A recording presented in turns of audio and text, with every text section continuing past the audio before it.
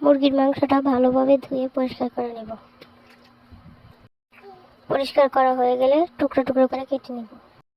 লাচ্চা সেমাই নেব, 2টো ডিম, আদা বাটা, রসুন বাটা, পেঁয়াজ বাটা এবং ধনিয়া পাতা, শুকনো লঙ্কার গুঁড়ো, চাট মশলা, কাঁচামরিচ, পেঁয়াজ কুচি এবং মাংসের টুকরাগুলো নেব।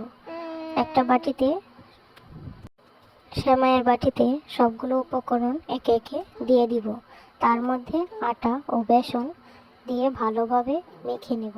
মেখে নিয়ে একটু সয়া সস এবং মাংসের টুকরোগুলো দিয়ে মেখে নেব। পরিমাণ মতো লবণ। এখন একটা বন্ডিং বানিয়ে নেব।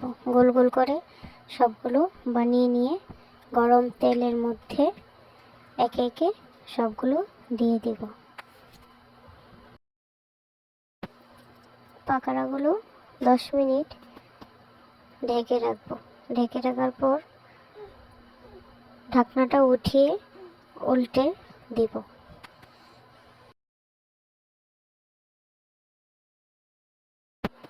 উলট পালট করে দিব।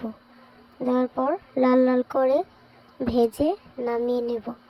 রেডি আমার চিকেন ও সেমাইয়ের পাকোড়া।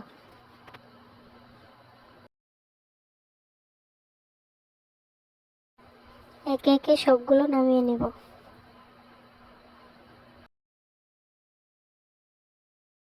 এখন একটা সালাদ তৈরি করে নেব, শসা ও পেঁয়াজ দিয়ে। তার উপর একটু বিট নুন দিয়ে ভালোভাবে মেখে নিয়ে পানিটা ফেলে দেব।